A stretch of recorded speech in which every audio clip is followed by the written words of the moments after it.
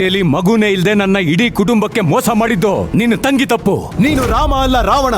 ಸೀತೆ ಅಂತ ನನ್ನ ತಂಗಿನ ಮತ್ತೆ ನಿನ್ನ ಹತ್ರ ಕಳ್ಸಲ್ಲ. ಅವಳಿಗೆ ಇನ್ನೊಂದ್ ಮದ್ವೆನ ಮಾಡೇ ಮಾಡ್ತೀನಿ. ನಿನ್ನ ದುರಂಕಾರನ ಮಟ್ಟ ಹಾಕ್ತೀನಿ. ಇನ್ನೊಂದ್ ಮದ್ವೆ ಹೇಗ್ ಮಾಡ್ತೀಯೋ ನಾನು ನೋಡೇ ಬಿಡ್ತೀನಿ.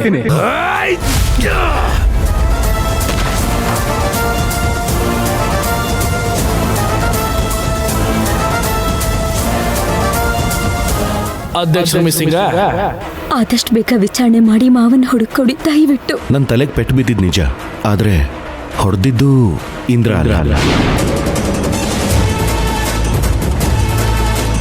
ನೀವ್ ಎಲೆಕ್ಷನ್ಗೆ ನಿಲ್ಲಲ್ಲ ತಾನೆ? ಹೌದು, ನಿಲ್ಲಲ್ಲ. ಸರಿ, ನಿಂತ್ಕೋಬೇಡಿ, ಆದ್ರೆ ನನಗ್ ಬೆಂಬಲ ಕೊಡಿ. ನನ್ನ ಬೆಂಬಲ ನನ್ನ ತಂಗಿಗೆ. ನೀವೆಲ್ಲರೂ ನನ್ನ ತಂಗಿ ಜೊತೆ ಇರ್ತೀರಾ ಅನ್ನೋ ನಂಬಿಕೆ ನನಗಿದೆ. ಶ್ರೀಮತಿ ತುಳಸಿ ಅವರು 45,365 ಮತಗಳ ಅಂತರದಿಂದ ಗೆದ್ದಿದ್ದಾರೆ. ಆ ತುಳಸಿ ಅಣ್ಣನ ಸಹಾಯ ತಗೊಂಡು ಗೆದ್ದು ಬೀಗ್ತಿದ್ದಾಳಲ್ಲ, ಅದೇ ಅಣ್ಣನ್ನ ಮುಂದಿಟ್ಕೊಂಡು ಅವಳ ಸೊಕ್ಕನ್ನ ಮುರಿತೀನಿ.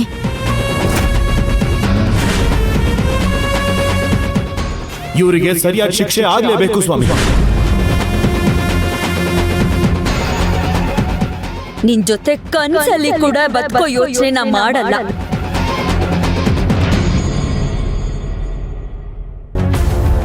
ಇಷ್ಟು ಆಗಿದ್ದು.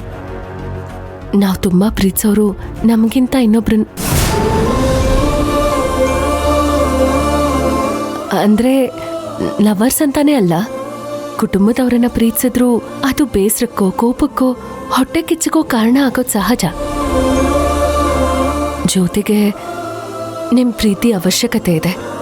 ಅದ್ ಸಿಗುತ್ತೆ ಅಂತ ನಂಬಿಕೆ ಬಂದ ದಿನ ಅವಳು ನಿಮ್ ಬಾಳಿಗೆ ಮತ್ತೆ ಬರ್ತಾಳೆ. ನಿಮ್ ಬಾಯಾರಿಕೆಯಿಂದ ಆ ದಿನ ಆದಷ್ಟು ಬೇಗ ಬರ್ಲಿ ಅಂತ ಕೇಳ್ಕೊತೀನಿ.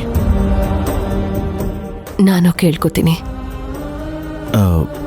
ಮತ್ತೆ ನೀವು ಮದುವೆ ಇನ್ನೂ ಇಲ್ಲ, ಆದ್ರೆ ಸದ್ಯದಲ್ಲೇ ಆಗುತ್ತೆ.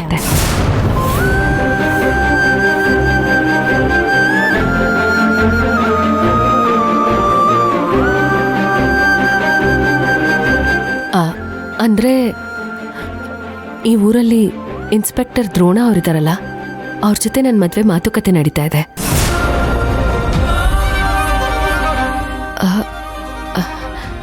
ನನಗೂ ಅವರು ಇಷ್ಟ ಆಗಿದ್ದಾರೆ. ಸದ್ಯದಲ್ಲೇ ಮದ್ವೆ ಆಗ್ತೀವಿ.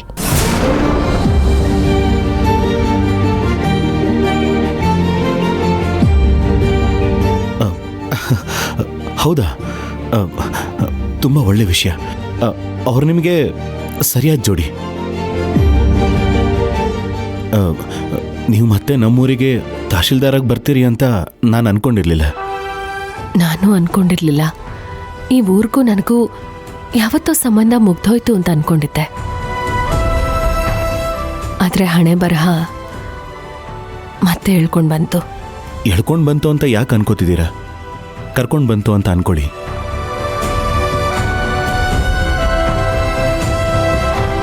ನೀವು ಫಸ್ಟು ಜ್ಯೋತಿನ ಮನೆಗೆ ಕರ್ಕೊಂಡು ಬರೋದ್ರ ಕಡೆ ಯೋಚನೆ ಮಾಡಿ. ನೀವು ಹೀಗೆ ಅವಳ ಬಗ್ಗೆ ಯೋಚನೆ ಮಾಡ್ತಾ ಕೂರೋದ್ರ ಬದಲು ಅವಳ ಮನ್ಸು ಗೆಲ್ಲೋದು ಹೇಗೆ ಅಂತ ಯೋಚನೆ ಮಾಡಿ. ಹಾಗೆ ಮಾಡ್ತೀನಿ. ನಾನೇನು ಬರ್ತೀನಿ. ಸರಿ ಸಂಧ್ಯಾ.